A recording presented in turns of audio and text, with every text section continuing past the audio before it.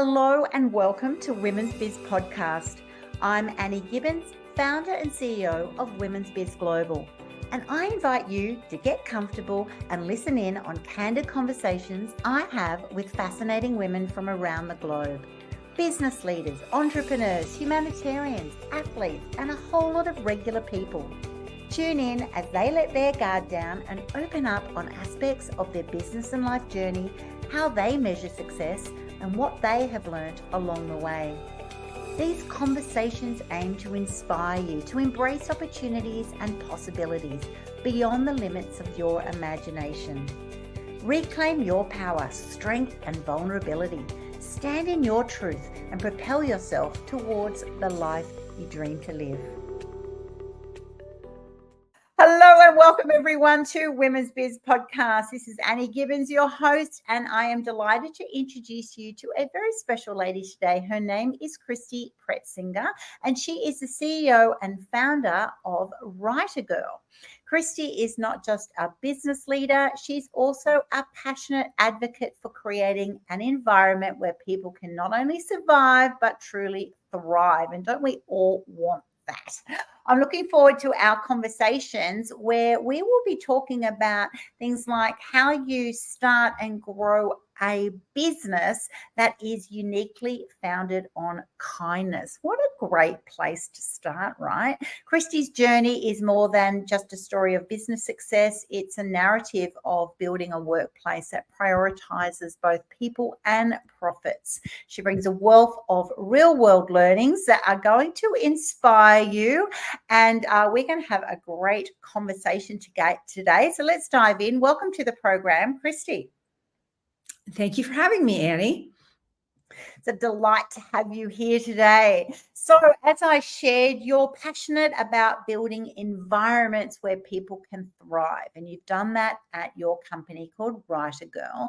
So what does that actually mean? What are the key principles and strategies that have been instrumental to you to be able to foster this kind of workplace? Well, Annie, sometimes it's only in hindsight that you realize kind of what you've done. But I'm I was always intentional, as you mentioned. When I first started building WriterGirl, I had said to my accountant at the time that if I can't build a business based on kindness, I'll go back to being a freelance writer, which is what I was prior to. And it wasn't like I spent every day thinking about that, but I had very clearly put it out there with intention. And then, as most people know, if you've ever built a business, you have to do everything. You're wearing all the hats. So I was wearing all of the hats and just working very hard building the business. And then as I hired more people, I realized, that's just kind of who I am. That's the person that I am. And I always said that I wanted to be the same person to somebody who swept up the floor as I was to the CEO of someplace. So I was really focused and sincere about being genuine always with everyone that worked with us. So I think what happened with that is that it attracted people who are like-minded. We've ended up with a group of people who are similar in that way.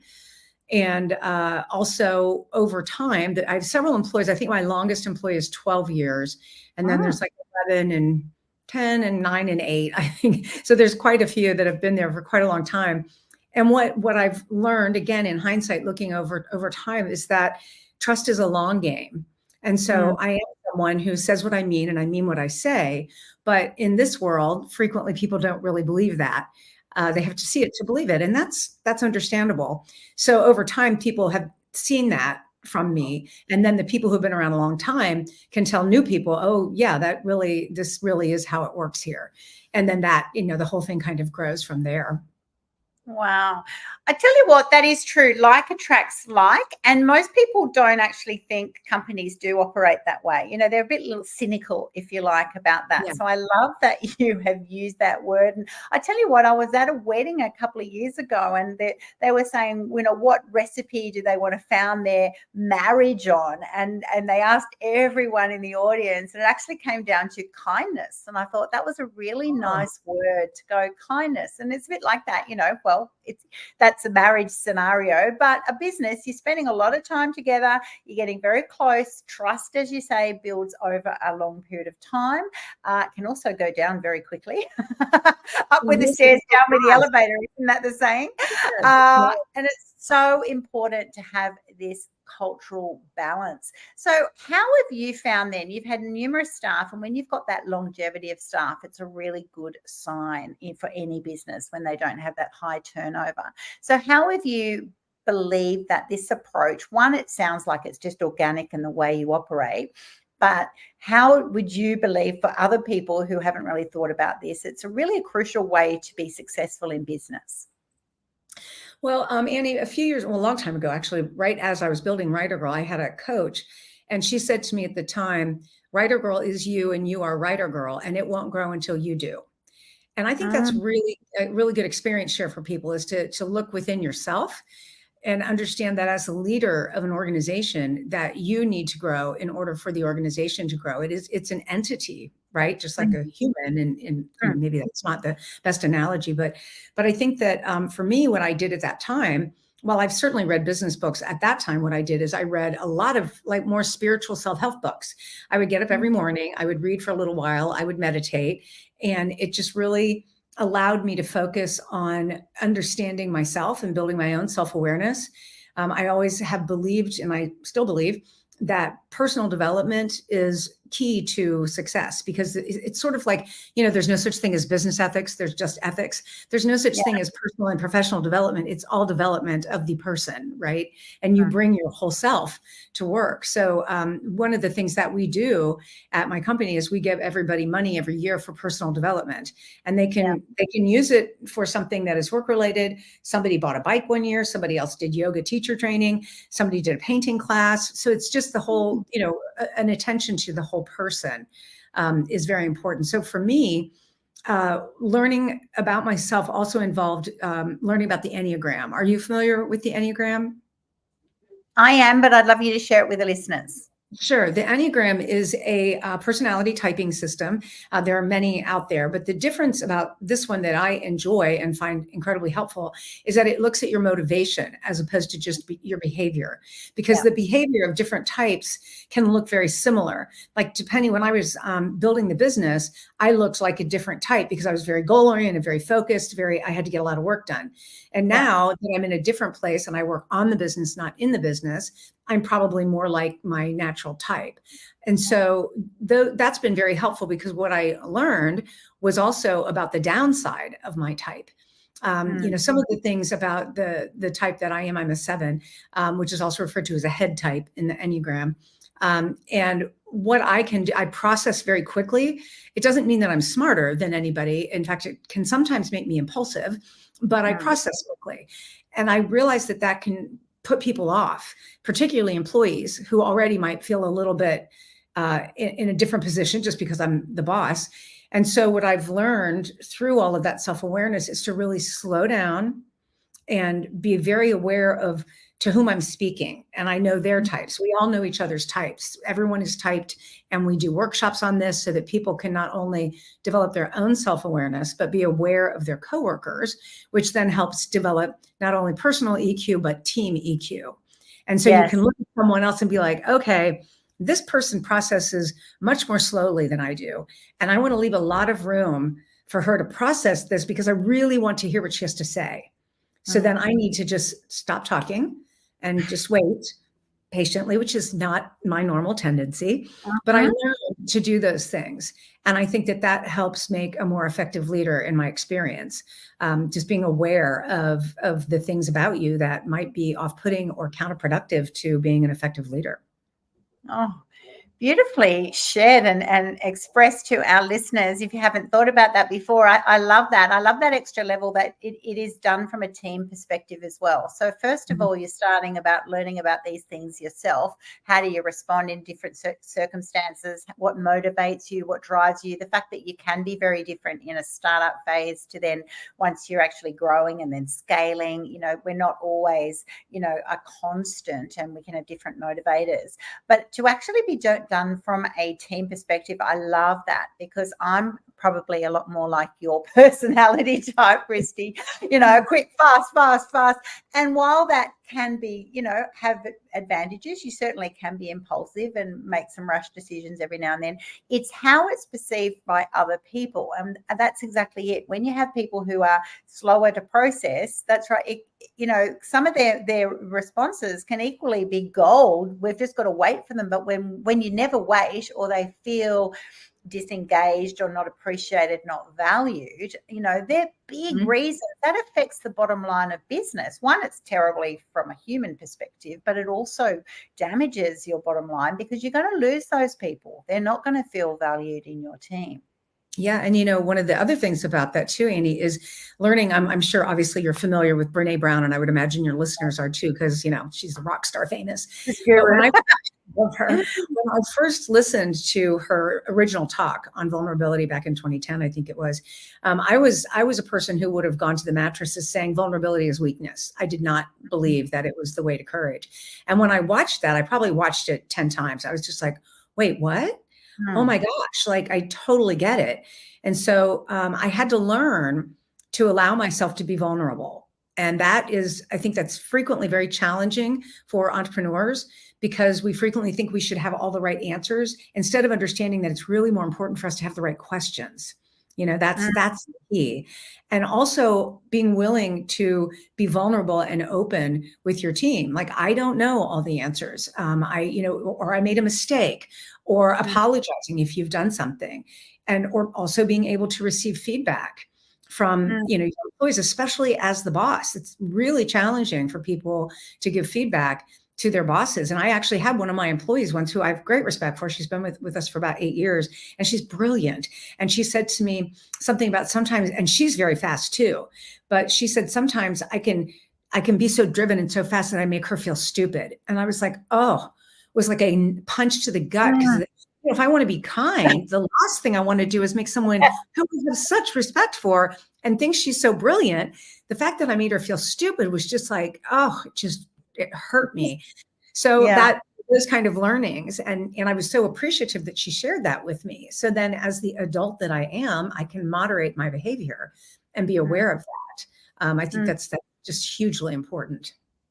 So important, and so interesting that you brought out Brene, because that's so true. We have to be vulnerable with each other to be able to get the best of this kind of team approach to business. If we don't, we'll always be guarded. You'll always be thinking, oh, they're my boss. They're also going to be performance appraising me, so I can't be vulnerable here because it can come back to bite me. So it's a catch-22, right? You've got to have that safety. You've got to feel secure.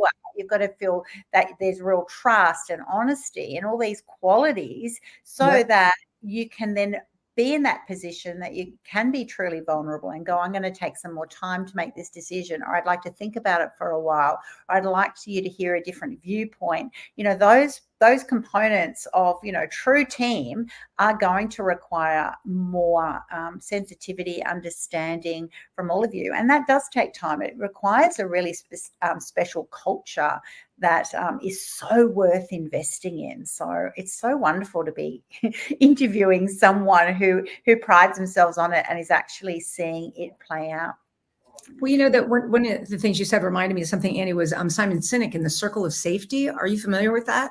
Yeah, I think it's brilliant, and it's kind of building on what you just said. So for your listeners, it's if you haven't heard of it, Simon Sinek talks about the importance of a circle of safety. What Annie was just referencing about that being vulnerable in a safe space. And what happens when you have a circle of safety, it's like all of you have your backs facing each other and facing out when you don't have a circle of safety, because you're like guarding yourself. And actually, I've got that backwards. Sorry. When you're looking outward, you're all protecting the circle. If you are feeling guarded and insecure and judged and all of that, you're facing inward, and then the outside isn't safe because you're not protecting this culture from anybody else. Your backs are fully exposed. And so I think what you said about that, it really made me think of that, and about the whole team EQ. There's a wonderful article from Harvard Business Review. It's from a long time ago, talking about team EQ. And it was a very meaty article. But one of the points that I always remembered there was talking about the difference between individual EQ and team EQ. And a really good example of that in this particular one was they were having a meeting, and one of the people had to come from far away, and it was an early morning meeting. And I think the guy got there a little bit late. And so the leader of the meeting said, "Oh gosh, John, we really appreciate you getting here. We know how challenging it is for you to get all the way here, especially early in the morning, but we really need your input and your experience on this." So it was like acknowledging to the group that this was difficult for this person to get there. So then everybody got in that stage instead of, not being aware of the fact that this was challenging for this person. And then they all were aware, and they all could be appreciative of this person and what they were bringing to the table. Mm. Moving on, consistent company values, right? They play such a vital role in creating this positive workplace. Yes. But it's so easy for those to be just words. When you go into companies and you see all their values and they're all over the walls, but they're not played out, right? There can easily be a disconnect. So how have you lived and breathed this approach at WriterGirl? How have you actually taken the different values that values that you have as a company, and then you're going to get sort of core values that your staff have, and how have you made them sort of a richer place that they're actually lived and breathed? This is one of my favorite topics, Annie, because I always say that if they're just on a wall and nobody can even say what they are, then they're meaningless. And one of the things that I say from experience is that your values should not change. They should remain constant. The expression of your values can change over time, but the values should remain constant. So in our case, our mission is that we build relationships one word at a time. Which means we build them with each other, we build them with our vendors, with our clients, and with our clients in healthcare and patient populations. So it's all about building the relationship. So that's the mission. And then the values are: we're empowered, curious, kind, and fun. One of the things that we do with our values, and this is a very interesting thing, and I can't remember where I read it, or I would cite the source, but when you ask a question of someone, like if you say, have you felt empowered? Chances are good that they'd be like, well, you haven't really done that for me, or whatever. Whereas if you say, how have you demonstrated empowerment?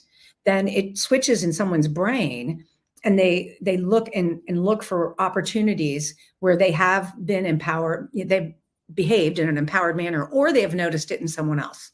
So what we started doing, we have an internal newsletter that goes out monthly. And we originally we had Culture Corner. So we had the corner, and we would talk about the values. We would say, okay, have you yourself demonstrated this particular value for the month, whatever it might be, or have you noticed someone else demonstrating that value? And so what would happen is it gave people an opportunity to give kudos to someone else, but it also kept the values top of mind, because you had to be thinking about, I'm going to need to nominate or need to comment about somebody being empowered, curious, or kind of fun, whatever it happened to be for that month. Yeah. So then over time, it's sort of evolved. And now what we do in our monthly team meeting, we had a Woohoo cup, which is funny because we're all virtual. So it's not actually a Woohoo cup, but we still call it that. And now we give out a gift card. But what we do is we, again, choose a value, and then we ask people to submit people that they believe have demonstrated that value and why. And so it's really interesting. You get a lot of different people, and then whoever gets the most, or that they don't get the most, we draw it out of a hat. And then that person gets the Woohoo cup. So what happens is that everybody gets to see all these people that were nominated and why, and they're all, again, thinking about whatever that particular value is. So that's the way that we really keep those very top of mind within our team. I love that. I love that. Great way of honoring your team members as well. The little things that can easily get past when you actually draw attention to them. It's just the best to actually revisit them and to really celebrate, which is what makes the team. So how do you then progress that to optimizing your employees' performance? I've never really thought a whole lot about optimizing employee performance, and I'm not really sure why. I think that the whole reason I wanted to build a business based on kindness was, in my own experience, I didn't feel like I had been treated very kindly in the places where I worked. I felt kind of, just not treated kindly, and they weren't horrible places in retrospect, but I didn't feel like they treated everybody very well. So I really felt that I wanted to be treated as an adult. I wanted to be recognized for what I did. And I didn't, you know how sometimes some employee places, some jobs can feel very kind of constricted, you know, and people watching you and all that kind of stuff. And I didn't like that. So as we were building it, first of all, I think back to what you said about like attracting like. The people that first joined WriterGirl were very hard workers and were happy to help me do this. It was wonderful. They were contractors to begin before they became employees. And so they were really helping me do this, which was wonderful. And so we kind of built a relationship with that. I obviously had great respect for them, and they in turn had respect for me. And my intention was always kindness, and I wanted to be very fair. So anybody, like for example, even when we were just starting, when we were paying contractors, I would always say to them, here's the flat rate that we're going to pay you for this. It's based on this much time. But I always said, if it's taking you longer or you feel like we've underestimated, please let me know. I mean, don't wait till the last minute, but let me know, because we want to make it right. We'll either fix it with the client, or if we made a mistake, we'll fix it. Like, you don't have to eat that because we made a mistake. So that was always kind of very, very, very out front, the way we wanted to treat people. And so that kind of got the word out to people. And then as employees started joining, the one who's been with me, she's one of my business development VPs. She joined 12 years ago. She was such a little girl. It cracks me up. She has 5 children now. And she had just got married when she joined. But so she joined, and 6 months later, she brought someone from her old company to join. And she is now our chief operating officer, but she joined as like a lead gen person part-time at $15 an hour, which was pretty funny. And now she runs the whole show. And then together they brought the woman who used to be their boss at this other company. And so they're all really smart, and they all, you know, came together and, you know, kind of brought each other along. And then the woman who's my COO brought another woman that she used to work with years ago and brought her. And then she brought somebody. And so there was a lot of this kind of thing, and people really wanting their friends to work here if they had the skill set to do it. So that was really a large part of our organic growth. And then also the contractors that we worked with, several of them became full-time employees. One of them was just celebrating 10 years. I think she worked with us 2 years as a contractor and then became an employee. So we already kind of got to know each other a little bit. So then when they joined on, they knew what they were stepping into. Now we don't do that now anymore because we hire differently, but we have like one of the people that is our new HR coordinator is the daughter of a woman that I work out with. And she was talking about her daughter and how she hated her job, and she had a degree in HR. And I was like, wait a minute, we're looking for an HR coordinator. And she's amazing. I mean, it's just perfect. And 2 of my dear friends' children work for this company. And that is an honor to me that they want their kids, you know, to work here, because, you know, that means you really like the place. Impressive. Yes, absolutely. Absolutely. Yeah. So back to your question about the work productivity, I have never, ever felt like that was an issue for us.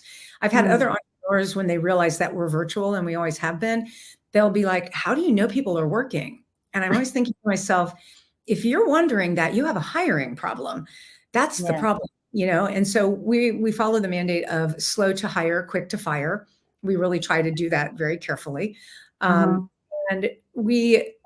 I never, ever, ever think that anybody is sitting around drumming their fingers or scrolling through Instagram all day. That simply never crosses my mind.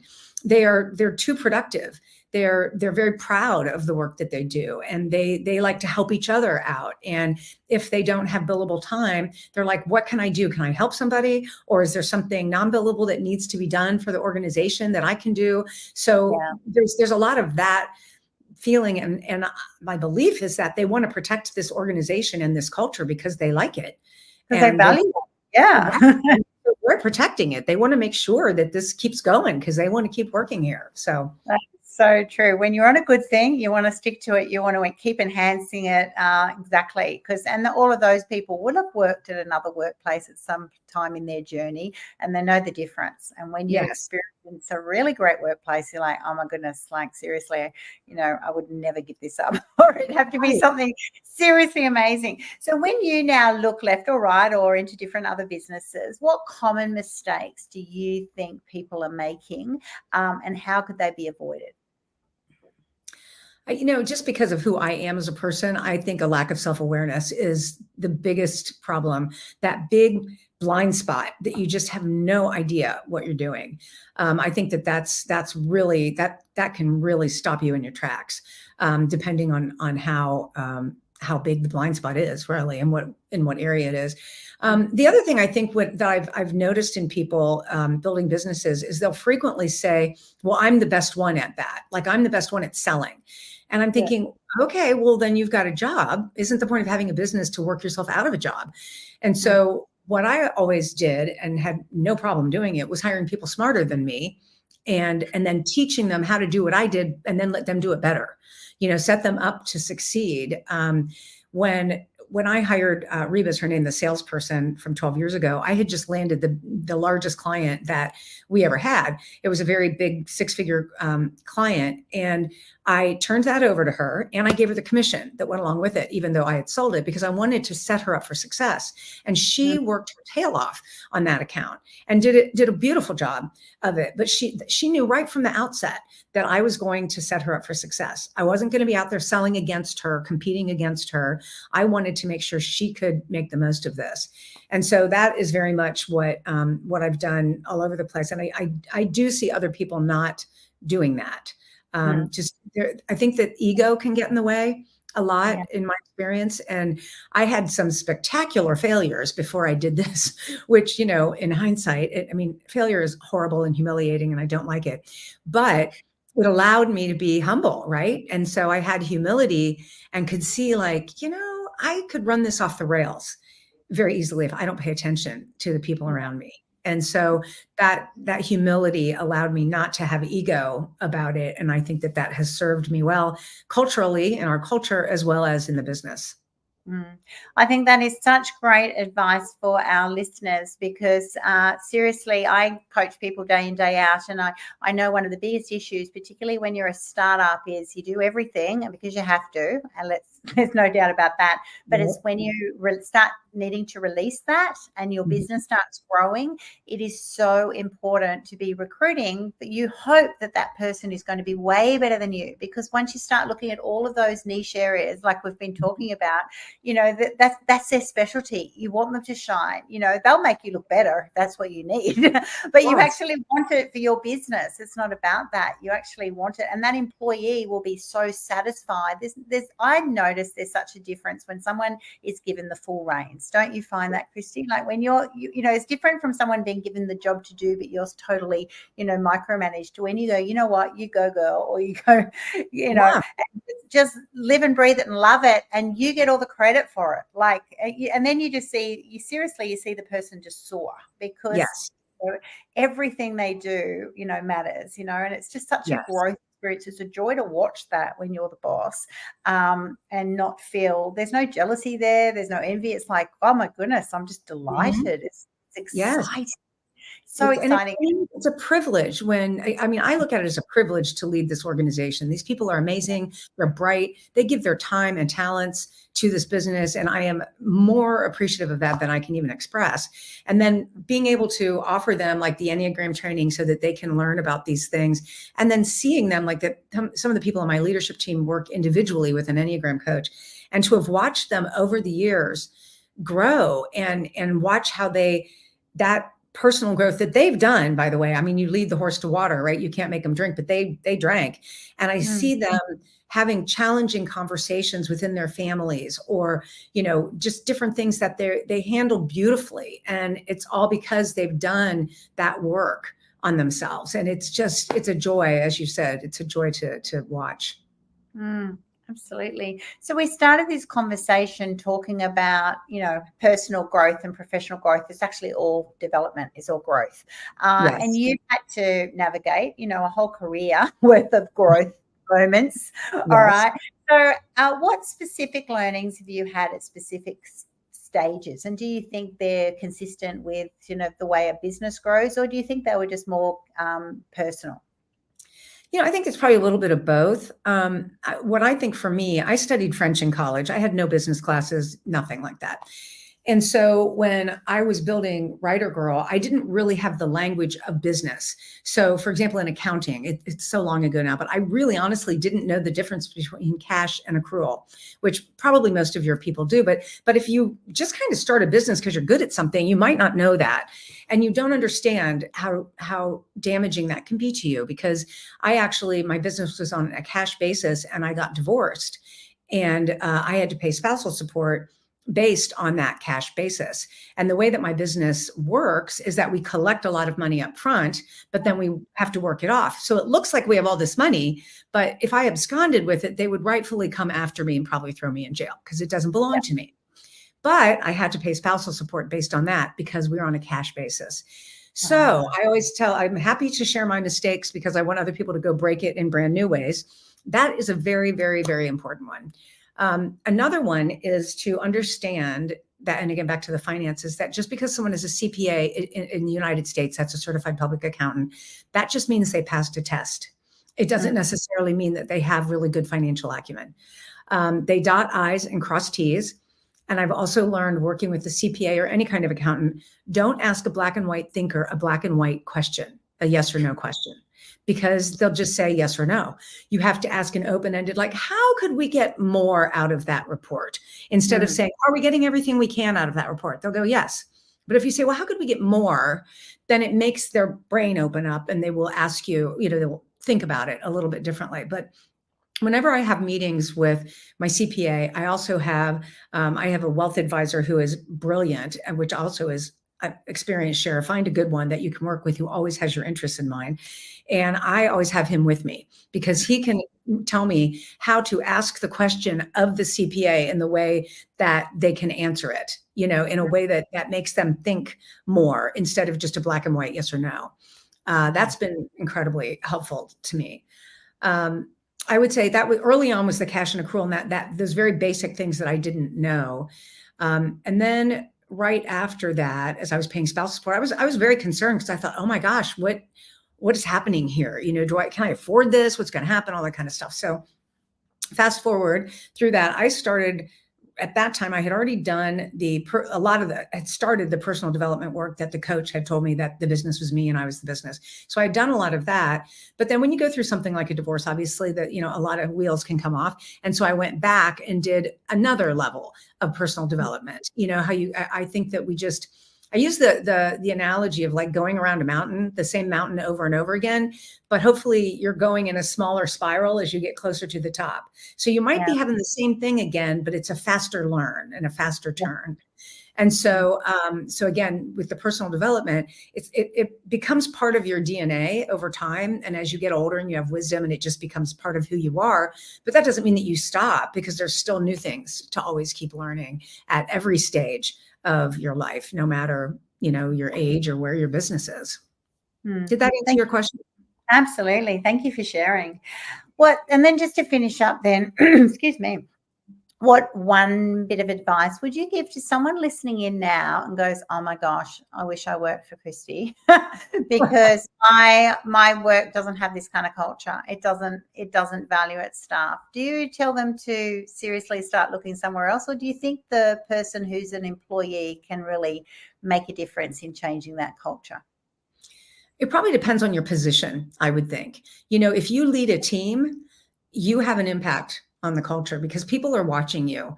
If you lead anything, if you have children, spouse, partner, employees, people are watching you all the way, how you behave.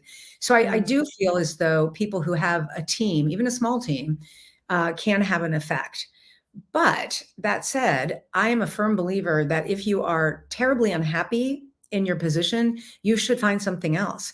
Find a place where you are valued, where what you bring to the table is valued. I frequently say that positions are replaceable, but people are not, that the special magic that they bring would be missed if they left. And I think that you need to recognize that you have a special magic and you have a special talent. And if you're in the right workplace, which hopefully workplaces are changing, that they will recognize that and appreciate that and set you up to succeed with that genius that you bring. Fantastic. Thank you so much for being on the program today. It's been such a fantastic conversation. You've got a wealth of information. I know our listeners will be like, wow, some of you might need to listen again. If you've got any questions, I encourage you to put them in the chat, whatever platform you're listening on, whether it's an audio platform streaming or whether it's LinkedIn, YouTube, live, Facebook, Instagram, doesn't matter where it is. drop your questions in and Christy and I can get back to you. We would love to make sure that you are empowered on your journey wherever you are at the moment. Definitely reach out to womensbizglobal.com. You're always welcome to become part of our tribe. And thank you so much for your sharing, Christy. And I know you're rebranding your business. You got exciting things happening in the new year. It's all go, go, go for you. It is. We are expanding and changing our name from WriterGirl, which has served us very well, but we're changing it to WG Content because we do so much more than just write, which is what we started, just writing content for hospitals. And now we do everything from content strategy to video to infographics and animation, as well as words on the page. So we are rebranding in the first quarter of next year. So we're very excited about that and about what the new year is going to hold, which I cannot believe it's so close. It's crazy. I know, I can't believe we're talking about the new year as well, but Christmas is approaching and I love that. Your business is evolving and that's an exciting thing. And that's it. You know, when you start these businesses, you think it's going to be, that's it. You've got it tight and it's going to be that forevermore. And it is exciting. It's scary, but it's also really exciting. And particularly when you've got a great team like you have moving on to that next stage. So well done, you. Thank you so much for joining me today. Well, thank you very much for having me. I really enjoyed it, Annie. Thanks again. Thanks so much for tuning in to this episode of Women's Biz Podcast. I'm Annie Gibbins, founder and CEO of Women's Biz Global. And if you would like to fast track your future success, pop on over to womensbizglobal.com, where you can find out how our coaching, media and publishing opportunities are helping women just like you to become and be seen as the trusted authorities in their niche. Inquire today and start reining in the abundance you desire.